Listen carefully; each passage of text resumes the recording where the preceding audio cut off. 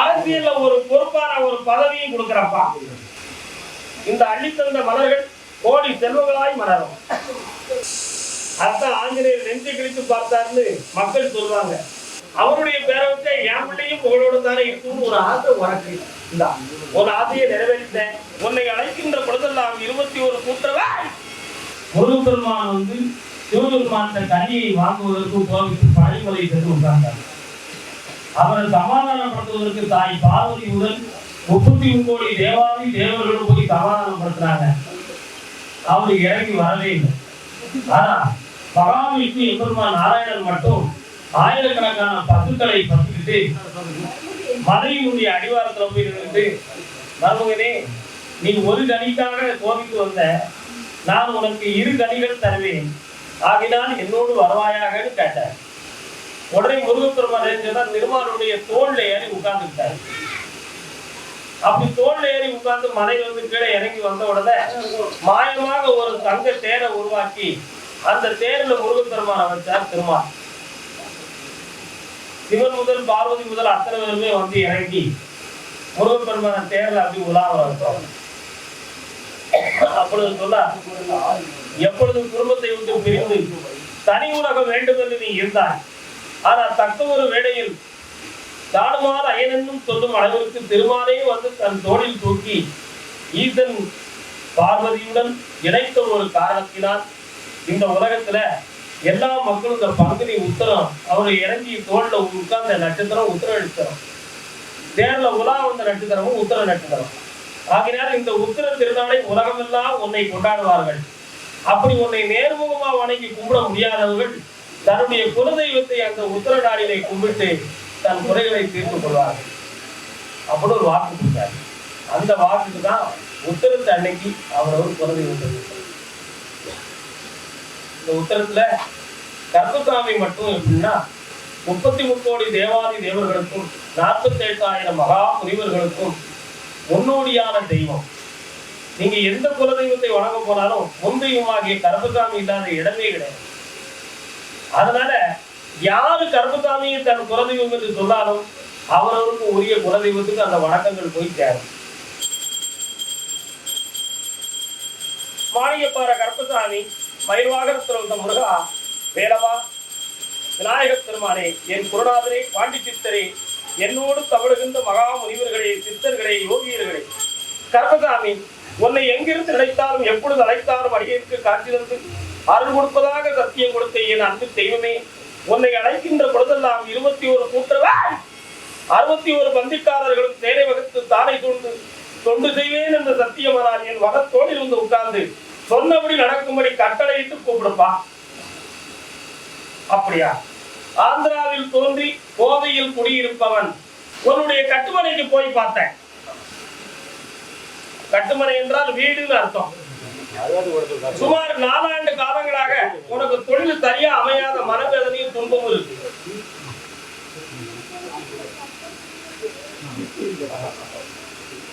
இவனுக்கு தமிழ் புரியக்கூடிய அளவுக்கு யாருக்கு வாங்குறாங்க?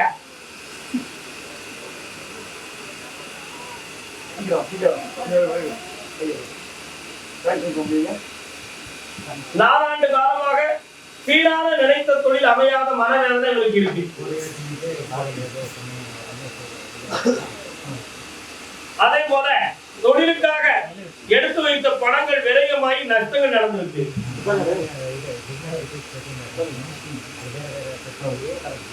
இப்போ புதுமையாக ஒரு தொழில் ஆரம்பிக்கிறதுக்கு முயற்சி, அதுல இடையில் ஒரு பெரிய பிரச்சனையும் தடையும். ஆனா உன்னுடைய எல்லைக்குள்ள ஒரு அன்னை பராசக்தியினுடைய துருவ ஆற்றல் அந்த குடும்பத்துக்குள்ள இருக்கு.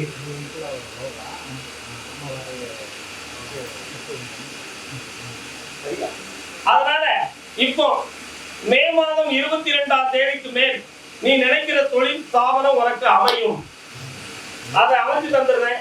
யாரு இடைஞ்சலா இருக்கானோ அவனை ஒரு பக்கம் திருப்பி அதை வெற்றியாக்கி தந்துடுறேன். அந்த தொழிலை நீ ஓங்காரமா நடத்தலாம். கோடி கோடியா பணம் சம்பாதிக்கலாம். திருப்பூர் திருப்பூர் என் மகனுடைய வாழ்க்கை நல்லாகணும்னு கேட்கறது யாருப்பா? வாங்க என் செல்ல குட்டிகளா, காரணம் வாங்க வாங்க பக்கத்துல 17 ஆண்டு காலங்கள் சனி பகவானுடைய சுற்றுனால நீ பெத்த பிள்ளைக்கு மனவேதனையும் துயரமும் நடந்துட்டு இருக்கு. மொத்தமா நல்ல வாழ்க்கை அமையாததுனால இப்ப அந்த வாழ்க்கையில தொடக்கமும் நடக்குமா அல்லது குழப்பம் வந்துருமாங்கிற ஒரு பயம் உங்க உள்ளத்துல இருக்கு. அந்த பிரிவு பிரச்சனை இல்லாம அந்த வாழ்க்கையை நல்லாக்கி தந்தா போதுங்களா? காதல் வெற்றியாக்கி தானே, செம்மையாக்கி தந்தது எல்லாம் மக்கா. அதே திருப்பூர் சகோதர பிரச்சனை உடையவன் யார்? வந்துட்டு சாமி சகோதர பிரச்சனை இருக்காடா? இருக்கா? சகோதரனால பிரச்சனை இருக்கா? உனக்கு இருக்கா? அப்படியா? இன்னொரு தடவை ரெண்டு எல்லாரும் கண்ணு முடிஞ்சிடுங்க. சரி, நீ தாய வேண்டி கிட்ட வந்து உட்கார். கூப்பிடுறா நேரம் வந்து உட்காரு. இன்னொரு முறை கால விட்டு வா. உன்னுடைய கட்டுமனை எல்லைக்கு போய் பார்த்தேன். அந்த எல்லையில என் தங்கை மாரியனுடைய பேரருள் உள்ள ஆலயம் அங்க இருக்கு. புரியுதா? அதை வடபாடு சென்று பார்த்தா முனீஸ்வரனுடைய தடை வீதி அங்க இருக்கு. இப்போ உன்னுடைய வீட்டுல 3.5 ஆண்டு காலங்கள் ஒரே வீட்டுல பிறந்த சகோதரர்களா மனவேதனையும் வாக்குவாதமும் குழப்பமும் சண்டை சித்திரமும் நடந்துட்டு இருக்கு. வருத்தமா காரணம் விட்டுவா. அப்படியா? சரி. ஆனா இந்த பிரச்சனையில காவல் நிலையம் போக வேண்டிய நிலையம் இருக்கா? ஆனா அதுல வந்துடும் அப்படின்னு ஒரு கட்டளை இருக்கு. அதுல எந்த ஒரு பிரச்சனையும் நாம காப்பாத்துற வெட்டுக்குத்து வராம காப்பாத்திருந்தா போதுங்களா? சமாதானமா ஆகித்தாரண்டா, போகாம காப்பாத்துறேன்டா, வெட்டி விட்டு கோயம்புத்தூர். நான் நினைச்சபடி கல்யாண வாழ்க்கை நடக்கணும்னு கேட்டவன் யாரு? நீ ஏடா காட்டு விட்டுவா.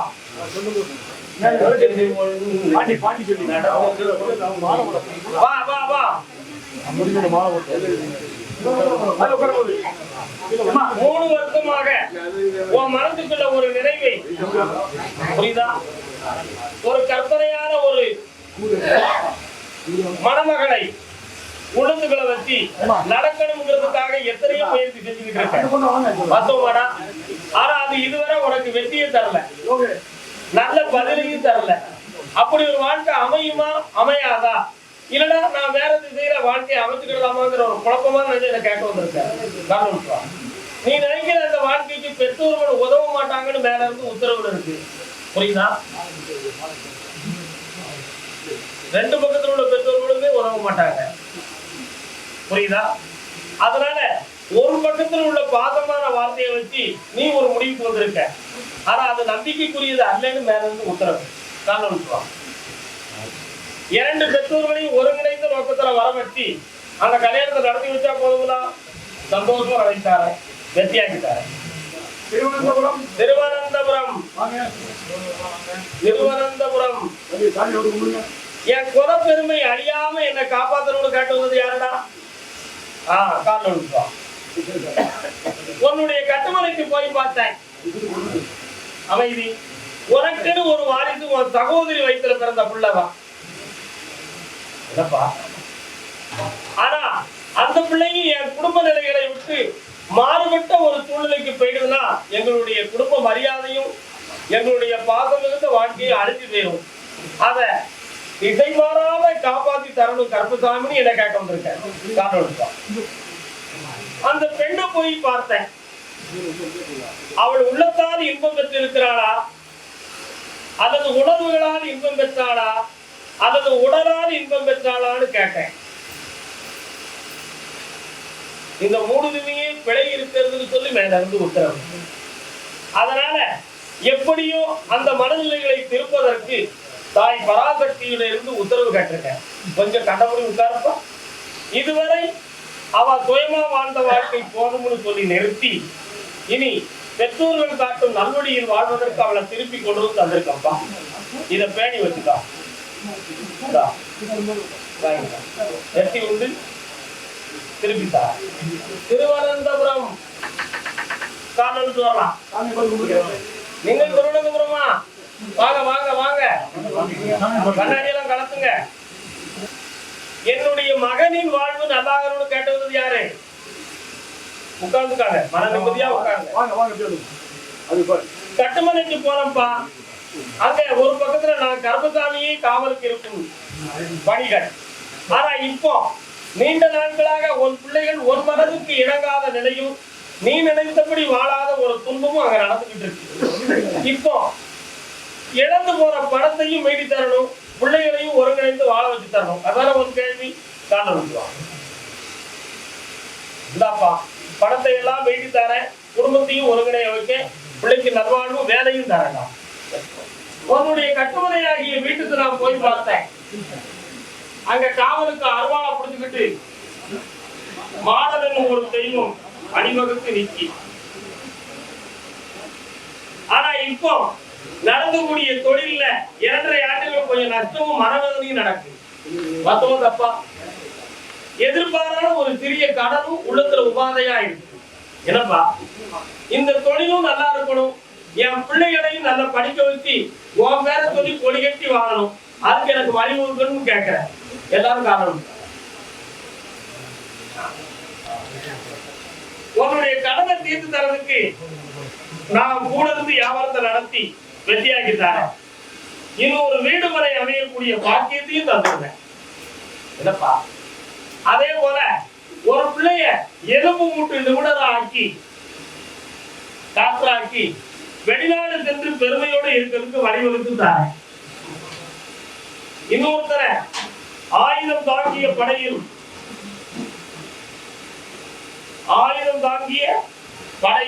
என்னடா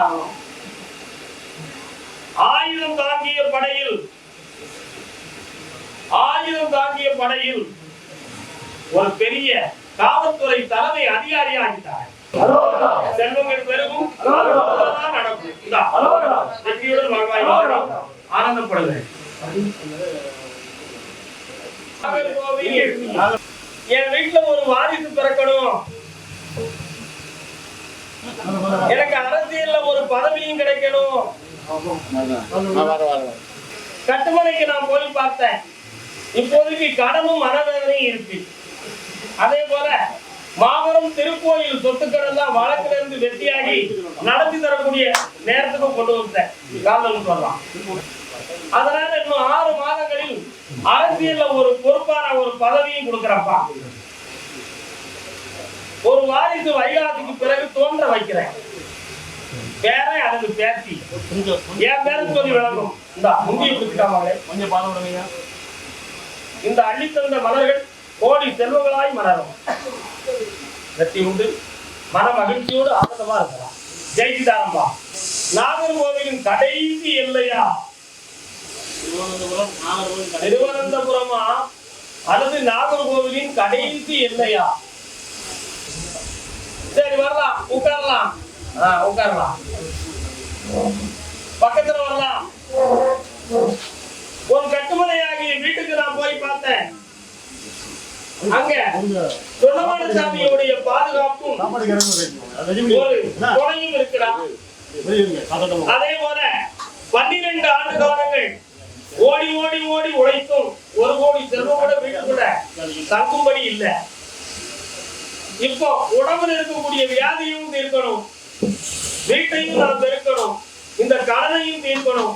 எங்களை யாரு காப்பாத்துவா கருப்பசாமி ஒண்ணு இல்லாம அப்படின்னு கேட்க வந்திருக்க. நீ வாங்கியிருக்கிற வீட்டு எல்லைக்குள்ளேயே அந்த மானம் இருக்கான். அதனால அதுல ஒரு குறை இருக்குமோ அப்படின்னு ஒரு சின்ன சந்தேகமும் மன வருத்தமும் இருக்கு. அதனால எல்லையில இன்னொரு இடத்துல இருக்கக்கூடிய மாடசாமிக்கு ஒரு பணியும் கொடுத்து அந்த கோயில் கூட நடக்கும் பொழுது அதுக்கு மலர் மாலைகளும் தூட்டி வெற்றிகரமா வணங்கி வந்துட்டாங்க. அதுல எந்த ஒரு துன்பமும் இல்லாம நான் கூட இருந்து காப்பாத்தி இந்த அறுவை சிகிச்சை இல்லாம காப்பாற்றிருந்தா போதுங்களா? கொஞ்சமா கரையை வச்சிருந்தேன். என்னப்பா கண்ண முடித்தாருமா?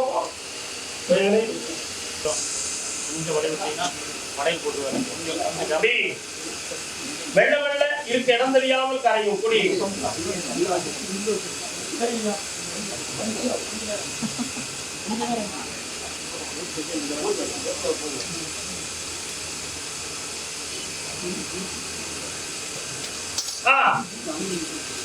தேய்ச்சி குளிச்சுக்கலாம், ஆபத்து இல்லாம காப்பாத்துறேன், வெற்றியா இருக்க வைக்க.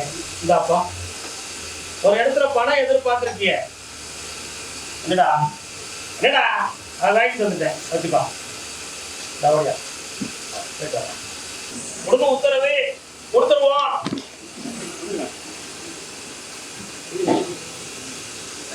என்னப்பா பெட்டி?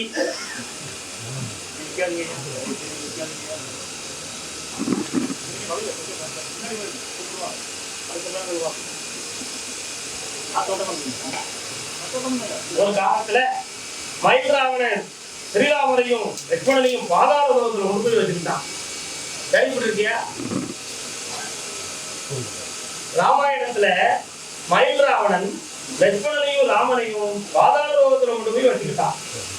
எப்படிதான் கொண்டு வருதுன்னு பார்க்கும் பொழுது ஆஞ்சநேயர் பாதாள லோகத்துக்கு போய் இதை மாதிரி ஒரு பெட்டிக்குள்ள வந்து தூக்கிட்டு, அந்த பெட்டி மிகுந்த சக்தியும் வாய்ந்ததுமாக இது இருக்கு. அதனால இதுல இருக்கக்கூடியதை நம்ம ஜெபம் பண்ணா வெற்றி கிடைக்குமா அப்படின்னு ஒரு கேள்வி இருக்குடா, இருக்கா இல்லையா? இதை நான் ஆராய்ந்து பார்க்கணுமே. இதை கொடுத்துட்டா நீ எப்படி இருக்கணும் உனக்கு தெரியுமா? ஆனா எனக்கு தெரியும். புரியுதா? நீ யாரு இவன் யாரு ரெண்டும் ஒண்ணு. அதை சொல்லணும்னு தான் காரணம். இதை பத்திய விளக்கத்தை பிறந்தாக்கலாம். ஒவ்வொரு முறை இதை தியானிக்கின்ற பொழுதெல்லாம் உன்னுடைய இருதயத்துக்குள்ள ஆஞ்சநேயர் தோன்றிக்கிட்டு இருக்க, அவருடைய திரு உருவம் உள்ள இருக்கிறது மாதிரியே உன் மனப்பாவலையில ஓடிக்கிட்டு இருக்கா இல்லையா? அதனால அவர்கிட்ட வாங்கின வரமெல்லாம் ஒரு பக்கம் இருந்தாலும் எங்கே அருள் துறக்கமாக ஞான வடிவமாக சித்தல் வழியில் இருக்கோ அவங்க மூலமா இதுக்கு விளக்கம் தெரியணும். நமக்கும் இந்த வாழ்க்கையில ஒரு வாரிசு கிடைக்கணுங்கிற 2 கேள்விகளை மனதால் வைக்கும். சில நாட்கள் கழித்து ஒரு கோயில் எழுப்பணும். அந்த கோயில்ல நாம ஒரு குருவாக உட்காரணும். வழி தோன்றி அன்னதானமும் தான தர்மங்களும் நடத்தணும் என்ற ஒரு எண்ணத்தை உள்ளத்துல வச்சு என்னை பார்க்க வந்திருக்கேன். என்னடா மகனே காரணம், இந்த ஆஞ்சநேயனுடைய மகத்துவம் உனக்கு தெரியுமா? தெரியாது. அன்னை சீதாவும் ஸ்ரீராமரும் ஒன்று சேர்ந்த உடனே எல்லா மக்களும் மகிழ்ச்சியோடு இருந்தாங்க. அப்பொழுது ஆஞ்சநேயர் போய் ராமனுடைய காலையும் அன்னை சீதாவுடைய பாதத்தையும் தொட்டு வணங்கினார். அப்படி வணங்கின உடனே, மகனே நீ எல்லாரும் சிரஞ்சீவியாக இருப்பாய் என்று சொல்லி இத மாதிரி ஒரு முத்து மாலைய ஆஞ்சநேயருக்கு போட்டு விட்டா என் தாய் சீதா. அந்த மாலையை போட்டோம்னா அந்த மாலையை அவர் உடனே காத்தினார். காத்தி உத்து உத்து பார்த்தார். அவருக்கு சந்தோஷம் கிடைக்கல. உடனே அந்த மாலையை கடிச்சு கடிச்சு துப்பி ஒடிச்சு தூர எரிஞ்சு விட்டார். சீதா திருத்துக்கிட்டே கேட்டா, என்னப்பா யாருக்கும் கோபம் வரும், ஆனா எங்க அன்னைக்கு கோபம் வரல. என்ன மகனே, அருமையான ஒரு மாலையை தந்தேன், அதை கடிச்சு துப்பிட்டிய, என்னப்பா அப்படின்னு கேட்டா, அம்மா எந்த பொருளை வாங்கினாலும் அதில் என் ஐயன் ஸ்ரீராமனுடைய தோற்றம் தெரிகிறதா என்று நான் பார்த்தேன். இந்த மாலையில் அது எனக்கு தெரியும். அவருடைய காட்சி கிடைக்காத ஒரு பொருளை நான் எடுப்பதில்லை, ஆகையினால் உதறிவிட்டேன்னு சொன்னான். உடனே சீதா சொன்னா, மகனே நீ மாயையில் மயங்கி விட்டாய், உன்னை உணர்ந்து பார், உனக்குள்ளே நான் இருக்கிறேன் தேடுன்னா. உடனே உண்மையாக உள்ளுக்கு உணர்ந்து பார்க்கும் பொழுது ஸ்ரீராமனும் சீதையும் காட்சி அளித்தார்கள் நெஞ்சுக்குள். அதான் ஆஞ்சநேயர் நெஞ்சை கிழித்து பார்த்தார்னு மக்கள் சொல்றாங்க. நெஞ்சை வெளி வழியா கிழிச்சாரு கிடையாது, உள்ளுக்குள்ளேயே கிழித்து பார்த்தா. அதைத்தான் இப்பொழுது உள்ளுக்குள்ளே உற்று பார்த்து ஆஞ்சநேயரை உன் ஹிருதயத்தில் பார்த்து கொண்டிருக்கிறார். அர்த்தமா காரணம் என்ன அப்படி சத்தாங்க கேக்கு வீட்டுக்கு வரது புறத்துல காக்கா ஓயாம கத்திக்கிட்டே இருக்கு. அதை பத்தி ஓயாத கவலையும் குழப்பமும் உங்க உள்ளத்துல ஓடிக்கிட்டு இருக்கு. அதான் பார்த்தேன், என் பாதி கத்துறேன்னு. சனி பகவானுடைய கால அவகாசத்தினால இவங்களுக்கு கை குழந்தை கிடைக்காத வேதனை இருக்கு. அதை தீர்த்து அவருக்கே வர வைத்தா என்ன பிள்ளை கிடைக்கும்? ஆம்பளை பிள்ளை கிடைக்கும். ஆம்பளை பிள்ளைக்கு என்ன பேர் வைக்கலாம்? என்ன பேர் வைக்கலாம்? என்ன பேர் வைக்கலாம்? நல்ல பிள்ளை. என் பேரையும் வச்சாங்க, குழந்தைய தந்துருக்கேன். கருப்புசாமி பேர் வைக்கணும்னு சொன்னானே, அது எதுக்குன்னு நான் கேட்டேன். கருப்புசாமி இங்க எந்த அழகா பேசுறாரு, எவ்வளவு விவரமா இருக்காரு, அவருடைய பேரை வச்சா என் பிள்ளையும் புகழோட தானே இருக்கும்னு ஒரு ஆசை உனக்கு. இந்த ஒரு ஆசையை நிறைவேற்றேன். குழந்தையாக வந்து பிறக்க ஆனந்தமா இது, பல கோடிகளை பெரு. ஒரு வீடு ஒண்ணு மனசுல வில்லங்கமா இருக்கு, அதையும் தனிமணி தந்துருவோம். பெரியவங்கள்ட்ட சண்டை போட வேண்டாம். இந்த ஞானத்துக்கு 3 பாகம் கழித்து விளக்கத்தை செய்வோம். ஆனந்தம் பெறுவீர், ஆனந்தம் பெறுவீர். வாழ்க செல்லங்களே, வாழ்க வாழ்க.